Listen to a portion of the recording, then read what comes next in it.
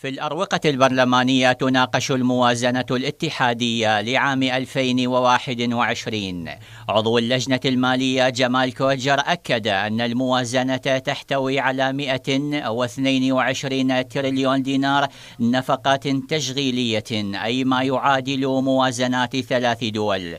وأضاف أن البرلمان سيعدل على الموازنة لكون أرقامها غير دقيقة، معترضا على وضع الحكومة تريليونين لتطبيق برنامجها الإصلاحي، معتبرا أن هذا المبلغ كبير جدا. أما عضو المالية النيابية النائب ناجي السعيدي قال أن العجز المالي الموجود في الموازنة مبالغ فيه وغير حقيقي.